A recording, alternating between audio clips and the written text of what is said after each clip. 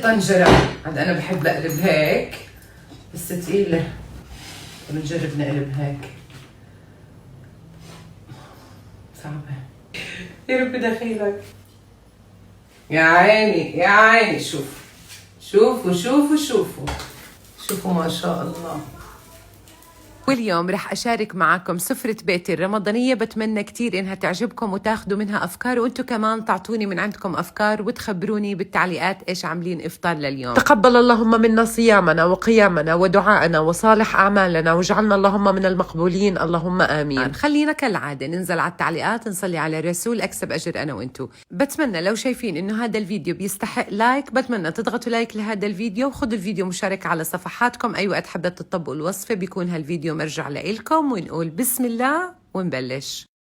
شوفوا أنا عاملة اليوم ورق عنب، ورق العنب وطريقتي بورق العنب أنا عاملتها معاكم قبل هالمرة على الصفحة، ومش مرة ولا طريقة، أكتر من طريقة. تمام؟ فإذا حابين إنكم تشوفوها اكتبوا بس بالبحث طريقة عمل ورق العنب مطبخ ملك عبد العالي بيظهر لكم الفيديو. أنا بس حبيت إني أشارككم إيش عاملة أكل اليوم. فرح أحضر معاكم اليوم أنا فتة الدجاج. عندي هون صدرين من الدجاج، ممكن تستخدمي دجاجة كاملة، أفخاد اللي بتحبوه بتفضلوه. ضفت له المطيبات، ضفت أنا هون بصلة حب هان حب، عودة من القرفة، تمام، وفلفل أسود حب أو مطحون بيمشي الحال، وببدأ أشوح فيه.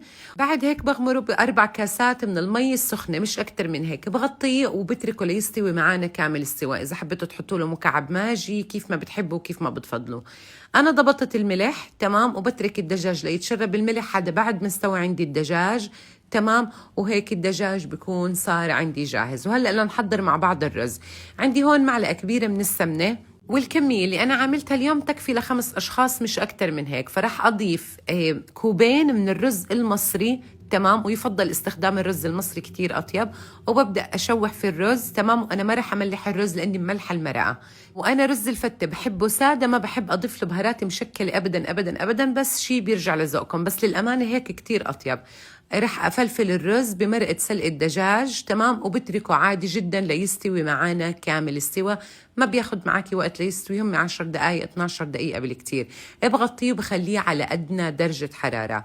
وهلأ رح نعمل مع بعض صوص الزبادي. عندي هون تقريبا 5 معالق كبار من لبن الزبادي، ومعلقتين من الطحينة. حضيف لهم عصير حبة ليمون، وبضبط الملح وبضبط الفلفل الأسود. هلا في ناس بتحب تضيف توم، بس برمضان وتوم مش ظابطة، فبستبعده أنا. بدمج كل المكونات مع بعض، ولو لقيتيه جامد بتزودي له نص فنجان قهوة مي.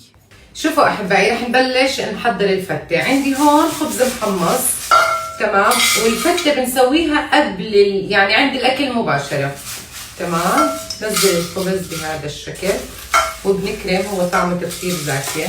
شوفوا أنا مستخدمة الخبز الرقيق، فمش رح أسقسقه بمرقة الدجاج. رح أضيف الرز بهذا الشكل تمام فوق هذا، وهو بيطرى مع بعضه يعني مع حرارة الرز رح تطري، ما تقلقوش. فردت الرز بهذا الشكل اللي واضح قدامكم، وعلى طول رح أنزل بصوص اللبن. عندي هون الدجاج بعد ما سلقته فسخته، بس بفسخه قطع كبيرة مش صغيرة شكله أحلى. هلا ممكن تقلبوه بشوية سمنة وتتركوه مسلوق. أنا بحب أرش له رشة بسيطة من الفلفل الأسود ورشة بسيطة من البابريكا، لونه كتير حلو بيطلع معاكم تمام. بس زي ما قلت لكم أنا ما بحب أحط بهارات على السلق تمام. حبدأ أوزعه بهذا الشكل الواضح قدامكم. رح أزينها بشوية خبز محمص هيك على الأطراف. أحط لها شوية بقدونس كمان نكسر اللون شوي.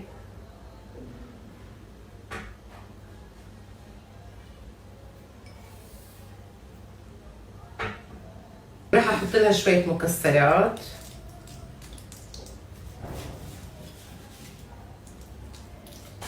شوفوا ما شاء الله بدأت ألوانها تبين. تعال نظبط الألوان شوي برشة بسيطة من الرمان.